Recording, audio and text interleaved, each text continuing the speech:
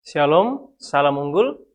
Berjumpa lagi bersama saya, Sony Malana, mentor fisika pada Sekolah Kristen Generasi Unggul. Belajar bisa kapan saja dan di mana saja. Anak-anak, apakah kalian pernah berkunjung ke pasar atau ke rumah sakit atau yang sekarang ini lagi viral ke tempat-tempat umum?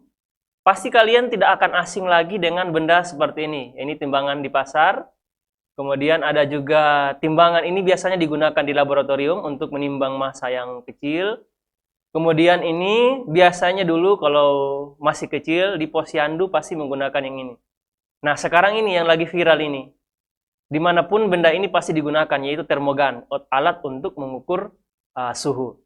Demikian juga untuk mengukur tinggi badan. Saya pikir anak-anak pasti memiliki pengalaman kurang lebih bertemu dengan benda-benda seperti ini. Nah, benda-benda seperti ini digunakan dalam pengukuran besaran fisika. Hari ini bersama saya kita akan belajar tentang besaran dalam fisika serta bagaimana mengukur besaran-besaran tersebut. Ini merupakan materi pertama di kelas 10, yaitu tentang besaran dan pengukurannya. Selanjutnya kita akan membahas besaran-besaran dalam fisika dan bagaimana mengukur serta alat ukur apa yang kita gunakan untuk mengukur besaran-besaran tersebut. Adapun tujuan pembelajaran yang akan kita capai dalam pembelajaran kali ini ada 3, yaitu menjelaskan besaran dan satuan, menjelaskan dan memberikan contoh besaran pokok dan besaran turunan serta satuannya dalam kehidupan sehari-hari, serta menganalisis dimensi suatu besaran. Mari kita mulai. Hari ini kita akan belajar tentang besaran. Jadi, besaran dapat didefinisikan sebagai segala sesuatu yang dapat diukur dengan alat ukur tertentu, dapat dinyatakan dengan angka, dan biasanya memiliki satuan. Kenapa Pak mengatakan biasanya memiliki satuan? Karena tidak semua besaran fisika itu memiliki satuan. Ada beberapa besaran fisika yang tidak memiliki satuan, misalnya indeks bias cahaya. Nah, misalkan di sini Pak memiliki suatu gambar hasil pengukuran panjang dari suatu benda. Nah, di situ terlihat dengan jelas bahwa hasil pengukuran yang ditampilkan di situ adalah 15,6 cm. Sehingga hasil pengukurannya dapat kita tulis seperti ini. Panjang bendanya 15,6 cm. Nah, besaran apa yang kita ukur di situ? Besaran yang kita ukur adalah besaran panjang, dapat diukur. Kemudian ada alat ukurnya, itu mistar. Kemudian ada dapat dinyatakan dengan angka, yaitu 15,6 serta memiliki satuan, yaitu dalam satuan cm. Jadi besaran panjang dapat dikatakan sebagai besaran fisika karena memenuhi 4 unsur tadi. Dapat diukur, memiliki alat ukur, dinyatakan dengan angka, dan memiliki satuan. Mari kita mulai. Yang pertama kita akan belajar dulu tentang definisi besaran. Nah, besaran di sini dapat didefinisikan sebagai segala sesuatu yang dapat diukur dengan alat ukur tertentu, dapat dinyatakan dengan angka, dan biasanya memiliki satuan. Kenapa? Karena tidak semua besaran itu memiliki satuan. Ada besaran-besaran fisika tertentu yang tidak memiliki satuan. Misalnya indeks bias cahaya. Nah, di sini misalkan Pak memiliki sebuah hasil potongan gambar hasil pengukuran. Nah, ini pengukuran suatu benda dengan menggunakan mistar. Nah, di situ terlihat dengan jelas bahwa hasil pengukurannya adalah 15,6 cm. Sehingga dapat ditulis panjang benda ini adalah 15,6 cm. Nah, besaran yang kita ukur di situ adalah besaran panjang. Dengan menggunakan mistar, alat ukurnya, kemudian dinyatakan dengan angka, yaitu 15,6, dan memiliki satuan, yaitu cm. Sehingga panjang dapat dikatakan sebagai besaran fisika karena memenuhi keempat unsur tersebut. Sebelum kita maju lebih lanjut, terlebih dahulu kita pahami dulu makna dari pengertian pengukuran dan satuan.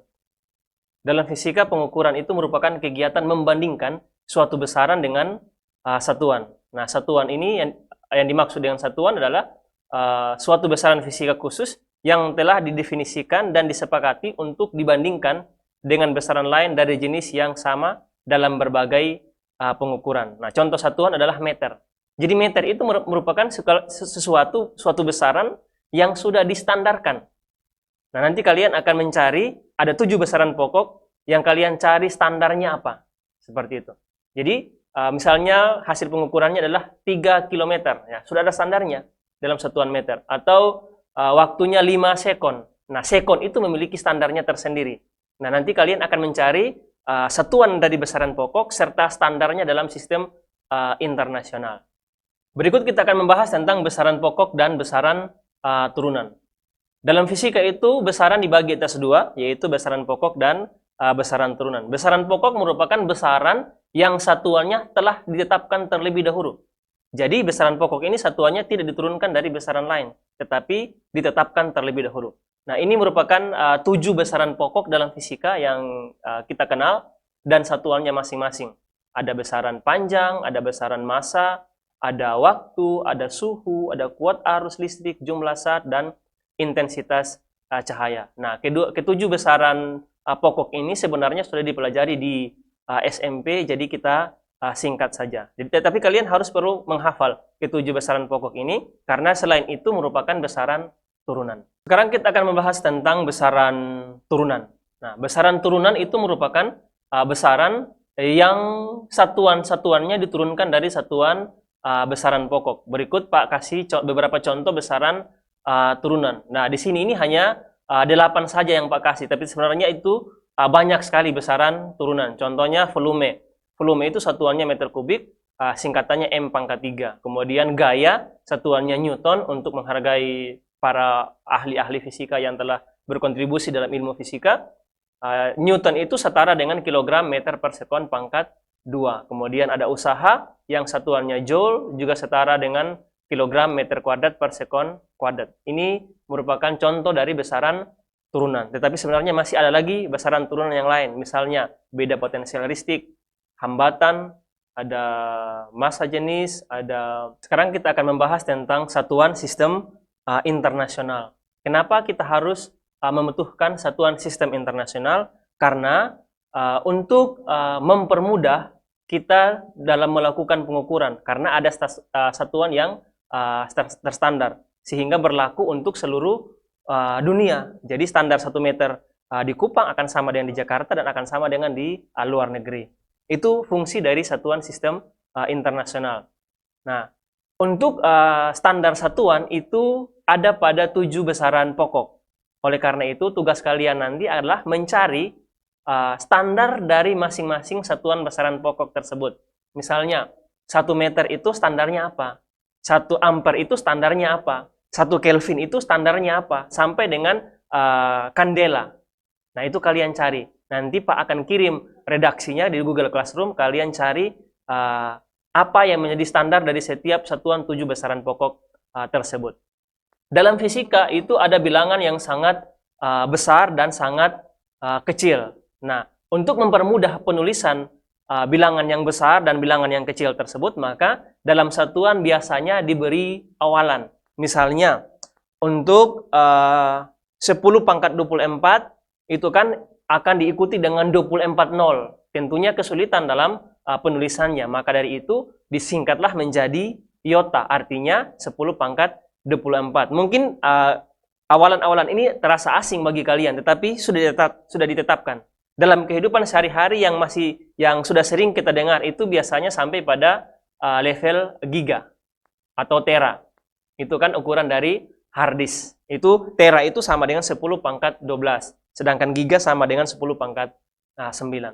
Nah, untuk bilangan-bilangan yang ukurannya sangat kecil juga bisa kita gunakan dengan awalan satuan. Misalnya untuk nano. Nano itu artinya 10 pangkat negatif 9. Kemudian mikro, 10 pangkat negatif 6. Dan seterusnya. Itu bisa kita gunakan awalan untuk menulis suatu bilangan yang sangat besar atau sangat kecil.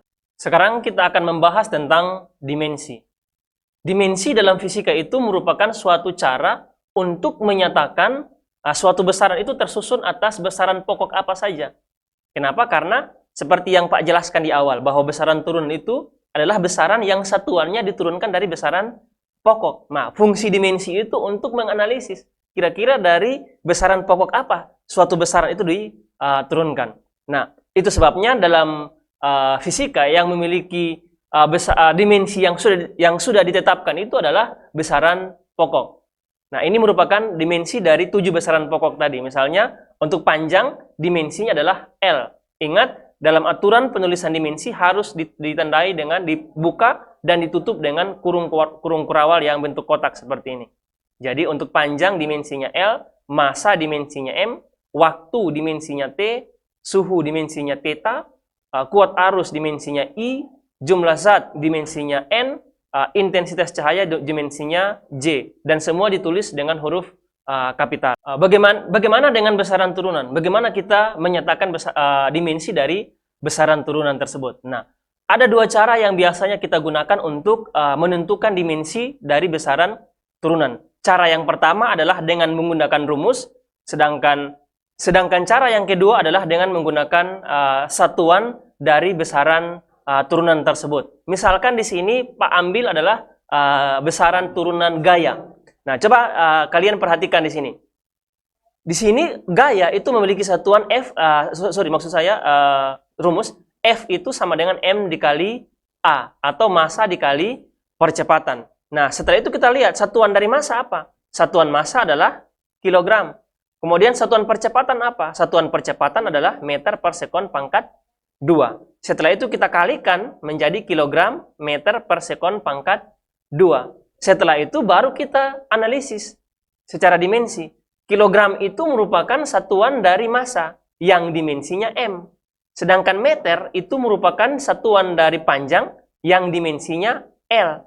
Dan sekon itu merupakan satuan dari suhu yang dimensinya T. Nah, kenapa di sini jadi T pangkat min 2? Itu dalam aturan matematika ketika penyebut dinaikkan ke atas jadi pembilang, maka pangkatnya menjadi negatif. Sehingga nanti yang kalau dia di penyebut tetap T pangkat 2, ketika dinaikkan ke pembilang menjadi T pangkat min 2. Kenapa harus begini? Karena aturan penulisan dimensi itu harus satu baris semua, tidak boleh ada pernya. Jadi ketika ada per, dinaikkan. Kalau pangkatnya positif jadi negatif, kalau pangkatnya negatif jadi positif. Itu aturan dalam penulisan dimensi. Contoh dimensi besaran turunan berikutnya yang Pak berikan yaitu adalah tekanan. Di sini tekanan kita tahu bahwa rumusnya adalah gaya dibagi luas penampang. Ini sudah pernah di SMP. Nah, gaya itu rumusnya massa dikali percepatan, sedangkan luas penampang bisa panjang kali lebar kalau misalnya bentuknya persegi panjang. Kemudian massa itu memiliki satuan kilogram dan percepatan memiliki satuan meter per sekon pangkat 2. Panjang satuannya meter, lebar pun satuannya meter. Sehingga nanti ini antara meter di pembilang dengan meter di penyebut ada yang sama, kita tinggal hilangkan. Sehingga hasil perkalian dari satuan ini menjadi kilogram per meter sekon pangkat 2. Nah, kilogram ini merupakan satuan dari massa yang dimensinya M. Meter merupakan satuan dari panjang yang dimensinya L. Sekon merupakan satuan dari waktu yang dimensinya T. Nah, kita tinggal pangkatnya disesuaikan dengan ini. Kalau M-nya 1, S-nya pangkat 2, maka T-nya juga pangkat 2. Nah, dalam aturan penulisan dimensi itu tidak boleh ada pecahan begini. Harus dibuat satu baris semua. Maka L dan T pangkat 2 harus dinaikkan menjadi pembilang. Tadinya L yang pangkatnya 1 menjadi L pangkat min 1, dan T yang pangkat 2 menjadi T pangkat min 2. Nah, yang berikut kita akan melihat manfaat pertama dari dimensi itu membuktikan dua besaran setara atau tidak.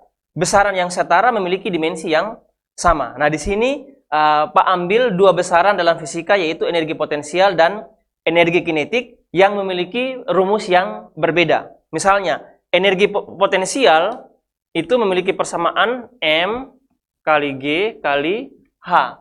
Massa kali percepatan gravitasi kali ketinggian. Nah, M ini memiliki satuan kilogram. Sedangkan percepatan gravitasi satuannya meter per sekon pangkat 2. Sedangkan ketinggian satuannya adalah meter.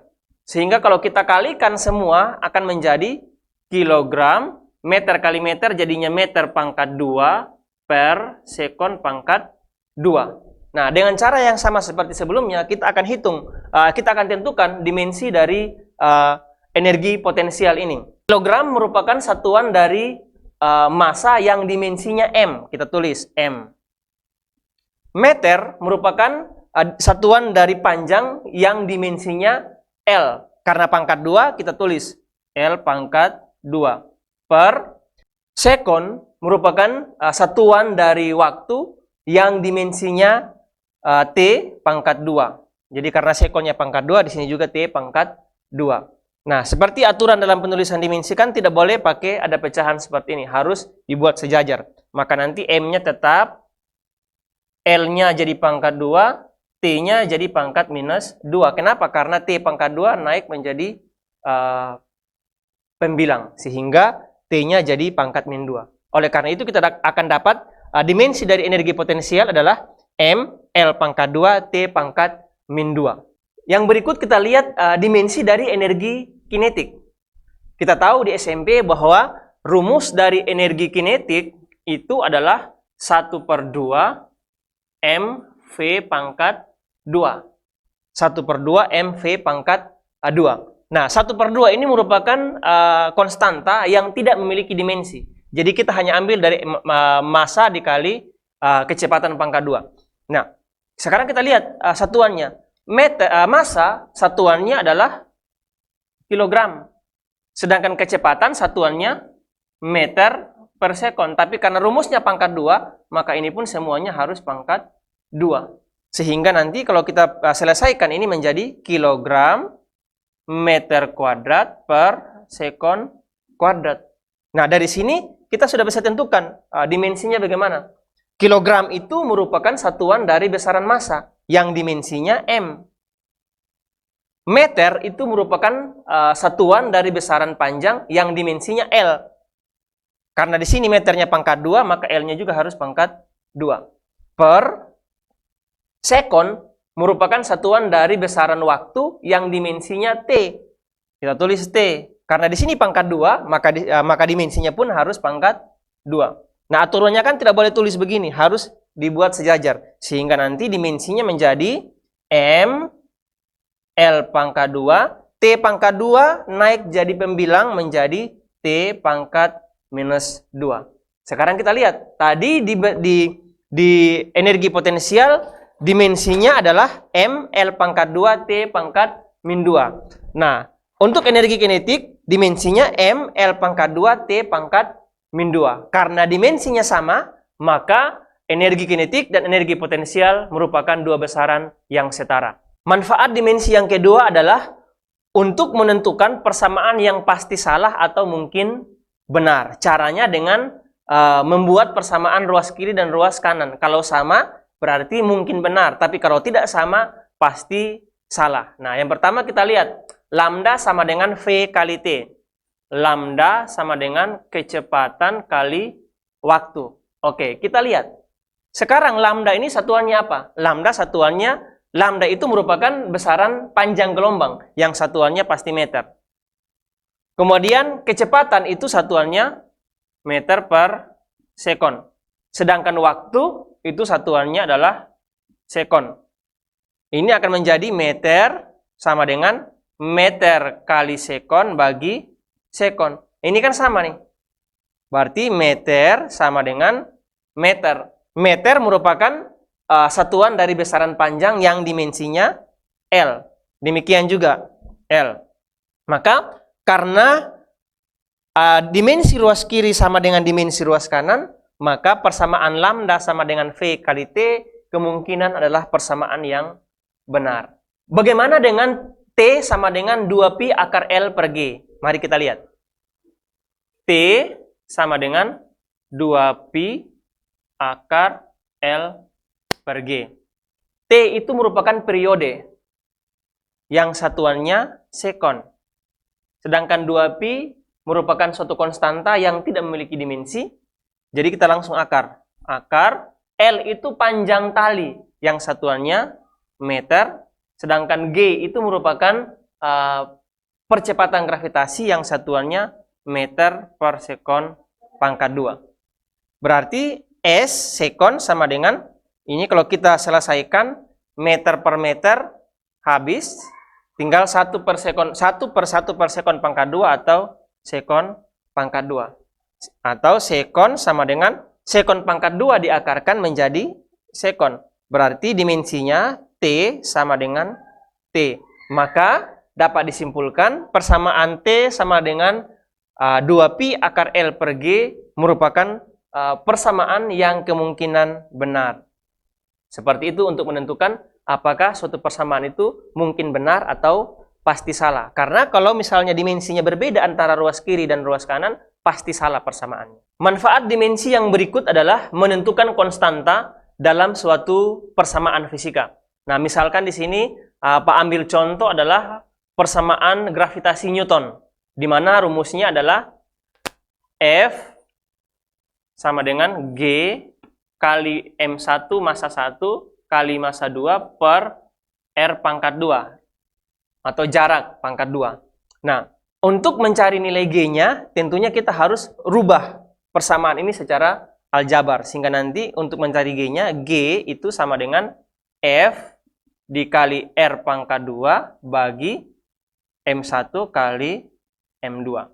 Nah, di awal tadi Pak sudah jelaskan bahwa satuan dari gaya itu adalah kilogram meter per sekon pangkat 2. Sedangkan satuan dari jarak atau jari-jari atau jarak antara dua benda bermassa itu pasti meter. Sehingga dikali dengan meter pangkat 2. Dibagi dengan satuan dari massa adalah kilogram. Satuan dari massa lagi adalah kilogram. Nah, di sini ada 2 kilogram yang sama atas bawah, tinggal dicoret. Kalau M dan M ini dikalikan. Sehingga nanti satuannya menjadi meter pangkat 3 per sekon pangkat 2 per kilogram. Atau sama dengan meter pangkat 3 per kilogram sekon pangkat 2.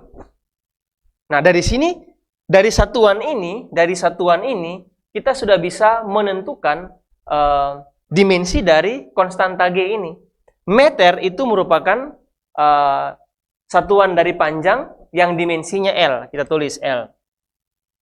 Bagi kilogram merupakan satuan dari massa yang dimensinya M. Ini pangkat 3 ya L-nya. Kemudian sekon merupakan satuan dari waktu yang dimensinya T. Pangkat 2 dia. Sehingga nanti dimensi dari konstanta G ini menjadi L pangkat 3, M pangkat min 1, dan T pangkat min 2. Itulah dimensi dari konstanta G. Manfaat dimensi yang keempat yaitu menurunkan persamaan suatu besaran fisis jika kesebandingan besaran fisis tersebut dengan besaran fisis lainnya diketahui. Misalnya di sini ada contoh soal begini. Dengan melakukan analisis dimensi maksudnya, tentukan bagaimana periode T dari sebuah satelit yang mengorbit sebuah planet dengan massa M bergantung pada tetapan gravitasi G, jari-jari orbit R, dan massa M. Maka langkah pertama yang kita harus lakukan adalah membuat kesebandingan